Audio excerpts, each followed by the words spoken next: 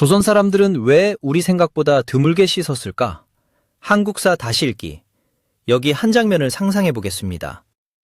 무더운 여름날, 기온이 30도를 훌쩍 넘습니다. 명문가 출신의 양반 한 명이 공식 행사에 참석하기 위해 길을 나섭니다. 그는 속옷에 중이, 그 위에 도포까지 여러 겹의 옷을 걸치고 있습니다. 땀이 흘러내립니다. 그런데 그는 몇 주째, 어쩌면 한 달 가까이 몸을 씻지 않았습니다. 그런데도 주변의 다른 관리들은 아무도 이상하게 여기지 않습니다. 임금조차도 그렇습니다. 도대체 어떻게 이런 일이 가능했을까요? 오늘은 조선시대 일상의 가장 의외의 단면 중 하나인 위생, 즉 목욕 문화를 파헤쳐 보겠습니다. 정확히는 우리가 위생이라고 부르는 것에 대해서입니다. 왜냐하면 조선 사람들은 이 문제를 완전히 다른 시각으로 바라봤기 때문입니다. 그리고 그 이유를 알게 되면 아마 여러분은 그들을 단순히 더러운 옛날 사람들이 아닌 전혀 다른 논리를 가진 사람들로 바라보게 될 것입니다. 오늘 이야기를 끝까지 들으시면 조선의 목욕 문화가 어떻게 작동했는지, 그리고 그 흔적이 지금 우리 일상 어디에 남아있는지까지 알게 되실 겁니다. 자, 그럼 가장 핵심적인 질문부터 시작해 보겠습니다. 조선 사람들은 실제로 얼마나 자주 씻었을까요? 현대인에게 물어보면 아마 이렇게 대답할 것입니다. 글쎄, 일주일에 한 번? 아니면 2주에 한 번? 그런데 이 두 가지 모두 틀렸습니다. 조선시대 농민들은 몸 전체를 물에 담그는 방식의 목욕, 즉 전신욕을 수개월에 한 번 했습니다. 겨울에는 이 간격이 반년까지 늘어나기도 했습니다. 게으르거나 불결해서가 아니었습니다. 그렇게 할 수 있는 환경 자체가 갖춰져 있지 않았기 때문입니다. 그렇다면 그나마 자원이 있었던 양반들은 어땠을까요? 이론적으로는 더 자주 씻을 수 있었겠지만 놀랍게도 그들도 자주 씻지 않았습니다. 그 이유는 한 가지가 아니라 여러 겹으로 얽혀 있었습니다. 지금부터 하나씩 풀어보겠습니다. 첫 번째 이유는 단순하지만 가장 근본적입니다. 물이 없었습니다. 현대인은 수도꼭지를 틀면 물이 나오는 환경에 워낙 익숙해서 이 문제를 과소평가하는 경향이 있습니다. 하지만 조선시대에는 물을 얻는 것 자체가 대단한 노동이었습니다. 한양, 즉 지금의 서울에는 우물이 있었고 청계천 같은 하천도 있었습니다. 그러나 지방의 많은 마을에서는 물을 기르러 먼 길을 걸어야 했습니다. 물동이를 이고 왕복 수킬로미터를 오가는 것이 일상이었죠. 그렇게 힘들게 가져온 물은 밥 짓고 국 끓이는데 먼저 써야 했습니다. 몸을 씻는 데 쓸 여분의 물은 사치에 가까웠습니다. 거기에 가열 문제도 있었습니다. 차가운 물로 씻는 것은 특히 반년 가까이 영하의 날씨가 이어지는 조선의 겨울에는 생명을 위협하는 행위였습니다. 물을 데우려면 땔감이 필요하고 그 땔감 역시 귀한 자원이었습니다. 온돌 하나 지피는데도 나무가 엄청나게 들어갔는데 목욕용 물을 데울 여유는 더더욱 없었죠. 조선 왕조실록에는 흥미로운 기록이 등장합니다. 세종 14년, 즉 1432년의 기록을 보면 하급 관리들이 공중 목욕탕 성격의 시설 사용을 요청하는 내용이 나옵니다. 물자원의 부족이 조선 내내 지속적인 문제였음을 보여주는 사례입니다. 두 번째 이유는 좀 더 흥미롭습니다. 바로 유교입니다. 유교에서 몸은 부모로부터 받은 것이므로 함부로 다루어서는 안 된다고 가르쳤습니다. 그런데 이 사상이 목욕 문화에 예상치 못한 방식으로 영향을 미쳤습니다. 신체를 드러내는 것 자체가 예의에 어긋나는 행위로 여겨졌기 때문입니다. 남자가 우통을 벗는 것도 여자가 발목을 노출하는 것도 모두 부끄러운 일이었습니다. 그렇다면 씻으려면 어떻게 해야 할까요? 옷을 다 벗어야 합니다. 이것이 당시 양반 문화에서는 쉽게 할 수 있는 행위가 아니었습니다. 특히 남의 눈이 있을 때는 더더욱 그랬죠. 더욱 흥미로운 것은 여성의 경우입니다. 조선시대 양반과 여성은 외출 자체가 매우 제한적이었습니다. 냇가에 나가 씻는 것은 사실상 불가능에 가까웠습니다. 물을 방 안으로 가져와야 했는데 그 양은 당연히 적을 수밖에 없었습니다. 기록에 따르면 많은 여성들이 부분적인 세면, 즉 얼굴과 손발을 닦는 것에 그쳤습니다. 그런데 여기서 가장 중요한 핵심에 도달합니다. 조선 사람들이 지저분했던 것이 아닙니다. 그들은 청결에 대해 완전히 다른 기준을 가지고 있었습니다. 조선의 청결 개념은 의례적 청결, 즉 특정 상황에서의 정결함을 중심으로 돌아갔습니다. 제사를 지내기 전, 임금을 아련하기 전, 중요한 의식이 있기 전에는 목욕 재개를 철저히 했습니다. 이것은 선택사항이 아니라 반드시 지켜야 하는 예법이었습니다. 조선 왕조실록에는 목욕제계와 관련된 기록이 상당히 많이 등장합니다. 세종 7년인 1425년의 기록을 보면 제사 전 사흘 동안 목욕제계를 하도록 엄격히 규정하고 있습니다. 예조에서는 이를 어길 경우 처벌 규정까지 마련해 두었죠. 일상적 청결에 대해서도 방법이 있었습니다. 다만 현대인이 생각하는 방식과 달랐습니다. 가장 일반적인 방법은 수건 목욕이었습니다. 물에 적신 천으로 몸을 닦는 방식인데 이것은 훨씬 적은 물로도 가능했습니다. 매일 아침 세수, 즉 얼굴과 손을 씻는 것은 양반가에서 기본 예절로 강조되었습니다. 또한 조선 사람들은 냄새를 관리하는 나름의 방법을 가지고 있었습니다. 여러 한의학 문헌에는 몸냄새를 줄이는 약초 처방들이 기록되어 있습니다. 상포를 이용한 세발, 즉 머리 감기도 그중 하나입니다. 5월 단오에 창포물로 머리를 감는 풍습이 그것인데 이 풀에는 실제로 향균 성분이 들어 있습니다. 그렇다면 자원이 무한정이었던 임금은 어땠을까요? 여기서 놀라운 사실이 등장합니다. 조선의 왕 역시 생각만큼 자주 목욕하지 않았습니다. 단, 그 이유는 달랐습니다. 궁궐에는 욕실에 해당하는 공간이 있었습니다. 특별히 제작된 목욕통, 그리고 물을 데워서 날라주는 내시와 궁녀들이 있었죠. 물 자체는 문제가 아니었습니다. 하지만 임금의 목욕은 단순한 청결 행위가 아니라 하나의 의례였습니다. 그 절차가 복잡하고 준비에 시간이 걸렸기 때문에 아무 때나 할 수 있는 일이 아니었습니다.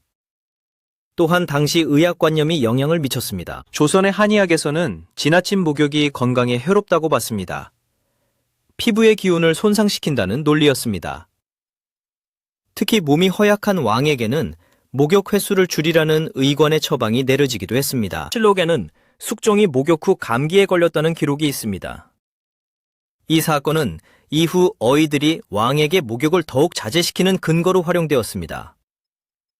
임금의 목욕 한 번이 국정논의의 대상이 되었던 것입니다. 계층별로도 차이가 있었는데 그 차이는 우리가 상상하는 방향과 다를 때가 많았습니다. 농민들은 신기하게도 때로는 양반보다 더 자주 씻었습니다. 강이나 냇가에서 자유롭게 몸을 담글 수 있었기 때문입니다. 특히 여름철 농번기에 논의를 마치고 냇가에서 씻는 것은 자연스러운 일상이었습니다. 물이 가까이 있었고 벗는 것에 대한 체면 부담도 양반보다 훨씬 적었습니다. 반면 양반 여성들은 가장 씻기 어려운 처지에 있었습니다. 외출이 제한되었고 신체 노출에 대한 제약도 가장 엄격했습니다. 여기서 한 가지 의문이 생깁니다. 한 달 이상 씻지 않으면 냄새가 날 텐데 조선 사람들은 어떻게 견뎠을까요? 사실 조선 사람들의 식단과 생활 방식은 체취에 영향을 미치는 요소들이 현대와 달랐습니다. 당시 식단의 중심은 채소와 발효 음식, 그리고 곡물이었습니다. 육류 소비는 매우 제한적이었는데 특히 붉은 육류를 많이 먹을수록 체취가 강해진다는 것은 현대 연구에서도 확인된 사실입니다. 또한 면과 삼배로 만든 옷은 통기성이 좋아서 땀 흡수와 건조가 빨랐습니다. 정기적인 세탁, 즉 옷빨래는 몸을 씻는 것보다 훨씬 자주 이루어졌는데 이것이 전반적인 위생 상태를 유지하는 데 중요한 역할을 했습니다. 조선시대의 향료 사용도 주목할 만합니다. 의복에 향을 피우거나 향낭, 즉 향주머니를 폐용하는 것이 상류층에서는 일반적이었습니다. 이쯤에서 같은 시기 다른 나라들의 목욕 문화와 비교해보면 흥미로운 사실이 드러납니다. 중세 유럽은 어떠했을까요? 사실 유럽에서도 목욕은 생각보다 자주 이루어지지 않았습니다. 로마 제국 시절에는 공중 목욕탕 문화가 발달했지만 중세로 접어들면서 그 문화가 쇠퇴했습니다. 일부 교회에서는 목욕이 도덕적으로 위험하다고 가르치기도 했습니다. 육체에 대한 지나친 관심이 경건함에 반한다는 논리였습니다. 얼핏 보면 조선의 유교적 논리와 묘하게 닮은 부분이 있습니다. 같은 시기, 일본은 조선보다 목욕 문화가 더 발달했습니다. 에도 시대에는 공중 목욕탕 문화가 크게 번성했죠. 다만 이것이 가능했던 데는 일본의 화산 지형 덕분에 온천이 풍부했다는 지리적 요인이 크게 작용했습니다. 자연자원의 차이가 문화의 차이로 이어진 것입니다. 이렇게 비교해보면 조선의 목욕 문화는 세계적으로 특별히 더 더럽거나 특별히 더 청결한 것이 아니었습니다.